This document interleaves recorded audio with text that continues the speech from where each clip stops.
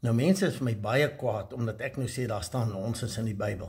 Dis die hartseer van hierdie 1 minuut videoetjies. Daar's 'n positiewe kant ook daar, maar mense verloor die storielyn waarmee ek besig is.